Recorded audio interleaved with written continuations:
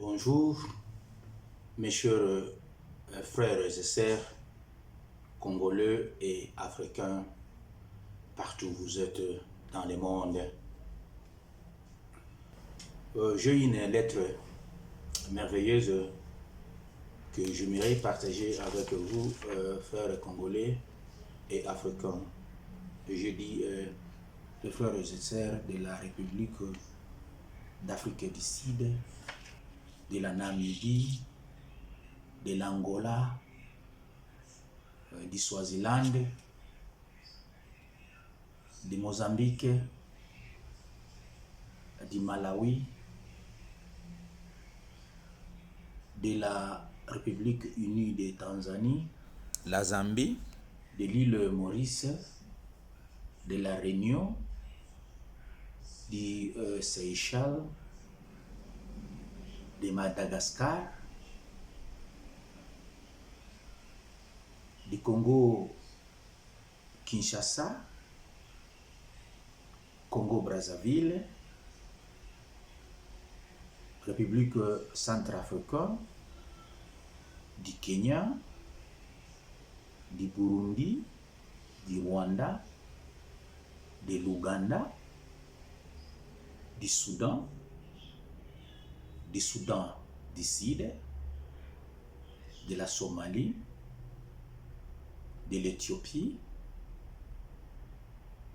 de l'Érythrée, de la Djibouti, de l'Égypte,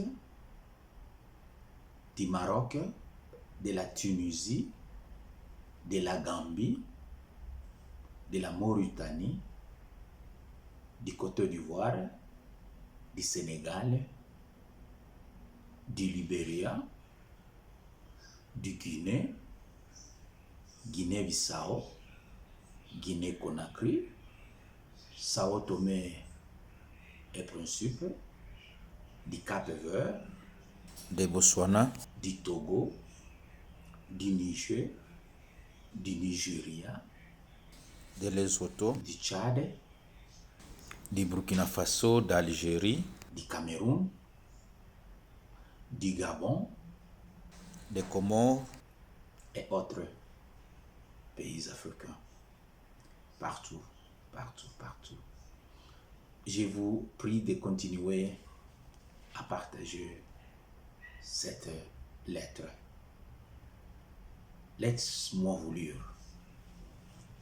Lettre aux Congolais de la RDC et africains. Pretoria, le 18-5-2026. Mes salutations les plus chaleureuses à tous les patriotes congolais et africains partout où que vous soyez dans le monde. Je suis Master Prophète Prince Alfonso de Warali Ngegete Moussawa, président de la Ligue des Royaumes Unis d'Afrique, une organisation à but non lucratif enregistrée auprès du gouvernement sud-africain sous le numéro 327/203 NPO. Elle rassemble des dirigeants royaux et non royaux expérimentés et engagés, convaincus que chaque citoyen africain a le droit d'accéder aux ressources et aux opportunités de son continent, afin de vivre et de se développer dans la dignité et de devenir un membre actif et engagé des communautés africaines. Je soutiens les mécanismes de paix durable en République démocratique du Congo établis par son Excellence le président Félix Antoine Tshisekedi Tshilombo et son gouvernement. Notre délégation a été chaleureusement reçue par l'ambassadeur de la République démocratique du Congo et plusieurs autres ambassadeurs africains en Afrique du Sud du 22 avril 2026 à ce jour.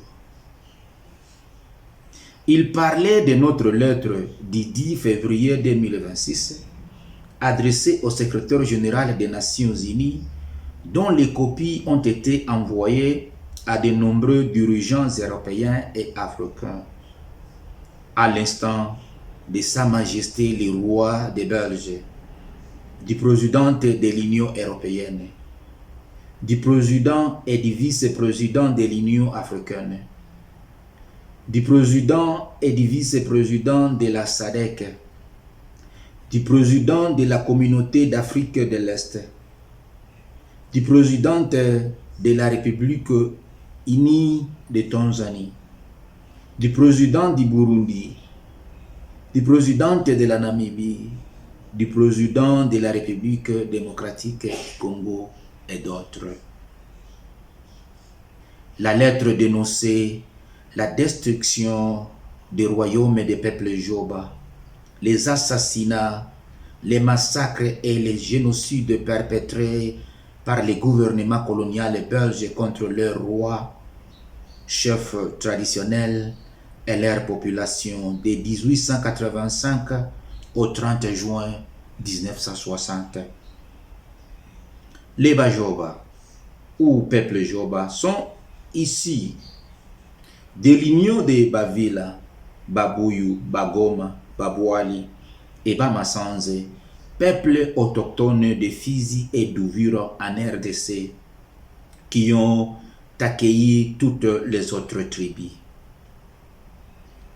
Parmi eux figuraient les Babembe, les Bafuliru, les Banindu, les Bashi, les Banyamulenge et d'autres encore.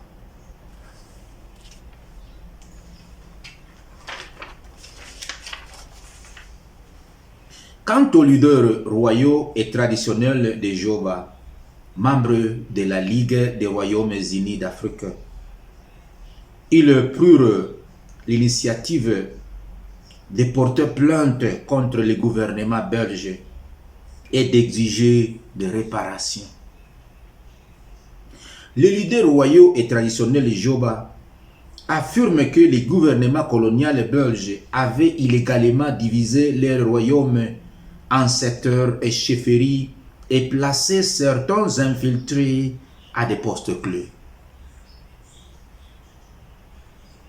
Ils perdurent leur grande partie de leur terre au profit des autres tribus dans la colonie belge. Par exemple, le territoire d'où est placée la chefferie de Bafuliru, la chefferie de la plaine de Ruzizi, une grande partie de la chefferie de Ngweshe, la province méridionale du Rwanda, l'ancienne province de Chibitoke, Bujumbura Rural et ville au Burundi, etc., etc. Ils ont témoigné des assassinats de leurs chefs traditionnels, certains enterrés vivants, d'autres pendus et d'autres abattus comme des bétails dans les abattoirs européens. L'heure de réparation a sonné pour l'Afrique. Nos portes sont ouvertes à toutes les familles royales congolaises et africaines qui souhaitent porter plainte contre les colonisateurs qui ont ravagé leurs royaumes et leurs peuples sous les régimes coloniaux. N'oubliez pas, l'heure de réparation a sonné. Nous menons actuellement une campagne de sensibilisation sur la question de réparation en Afrique, en collaboration avec plusieurs leaders africains et ambassadeurs africains en poste près de l'Afrique du Sud, où nous sommes basés.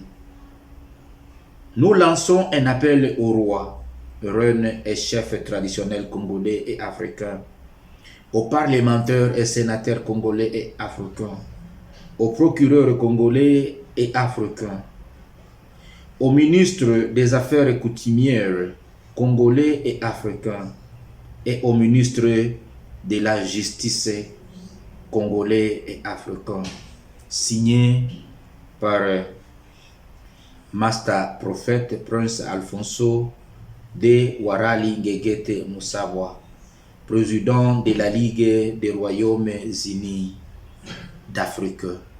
Merci.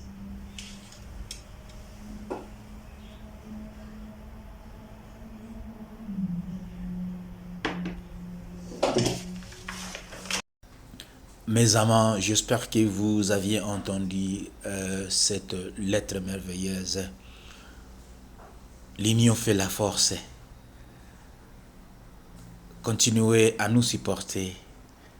Partagez massivement ces messages avec nos confrères partout où ils sont.